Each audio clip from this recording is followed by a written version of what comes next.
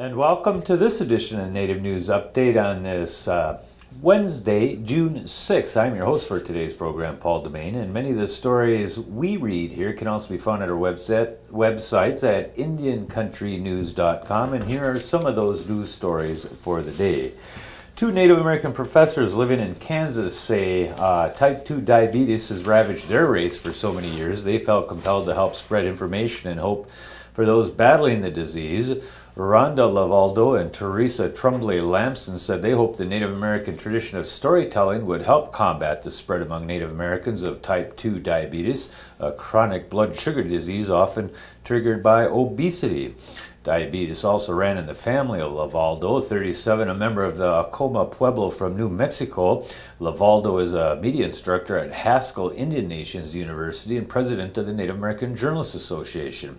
In response, the two women launched WellboundStorytellers.com, a website that originally invited Native American journalists to discuss their health struggles and successes.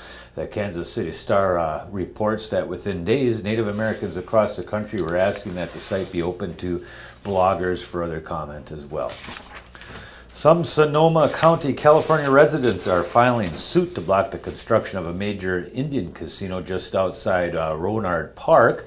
The Santa Rosa Press-Democrat reports the group Stop the Casino 101 filed the lawsuit this Monday to halt the casino project proposed by the Federated Indians of Grant and Ranchura. The state legislature this month ratified an agreement that allows the tribe to begin work on the 3,000 slot machine casino. The U.S. Department of Interior has 45 days to approve or reject the compact. The plaintiffs argue the proposed casino's location is not sovereign territory and is subject to state laws barring gambling. Tribal attorneys say the courts have already rejected those arguments. Sonoma County supervisors may give the public a chance to weigh in on the casino's impact soon. Hundreds of people gathered June 3rd in Oklahoma to watch a change of command ceremony for the 45th Infantry Brigade Combat Team. Colonel Joe Ward passed a flag to a general who then passed it to Colonel Van Kitchen during a brief ceremony at the Norman Armed Forces Service Center. The ceremony signifies that Kitchen is taken over command, according to Major Lindy White. It's a rather prestigious command for the state of Oklahoma, according to White. Ward is retiring after more than 3 decades of service. Kenshin takes his place after entering the Oklahoma Army National Guard in 1983. During the brief ceremony, Ward talked about the significance of the deployment, and Kenshin thanked people who mentored him. Ward was appointed as an infantry officer from the Reserve Officer Training Corps in 1981. He is a citizen of the Cherokee Nation of Oklahoma.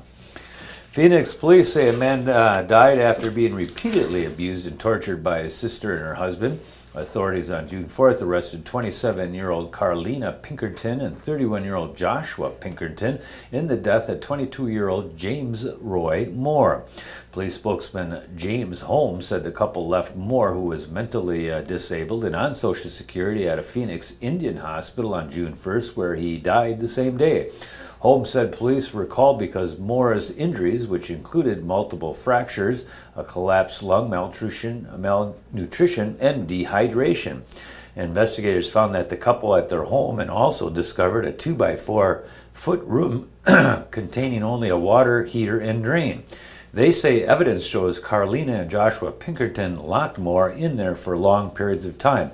Both now face murder charges and abuse charges. The crash that killed an eastern Shoshone tribal liaison has claimed another life. 22-year-old Diana Sounding Signs of Fort Washakie was ejected during the May 31st rollover crash that killed tribal liaison Ed Wada. The Wyoming Highway Patrol said that the Sides died of her injuries. Another person ejected from the 2003 Ford Sport utility vehicle, Frank Hogan, was taken to a hospital in Billings, Montana. His condition wasn't known. Another person wearing a seatbelt suffered minor injuries. The rollover crash happened on Interstate 25 between Casper and Buffalo after a deer ran into the front of Wada's SUV. He worked to promote youth programs on the Wind River Indian Reservation. See, Alaska Heritage Institute officials say the Tlingit and Haida dictionaries are now available online. Institute spokeswoman Kathy Dye said hard copy versions of the dictionaries were published in 2009. Dye says free PDF versions of the dictionaries were posted in April as part of the effort to revitalize the Alaska native languages.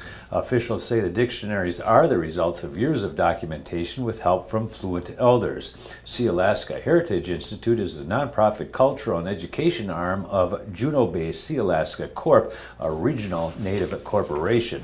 And for those who might not have caught it, last night and yesterday, Wisconsin Governor Scott Walker survived the recall that took place in Wisconsin while the Senate was returned to Democratic control 17-16 in the same recall process election that occurred.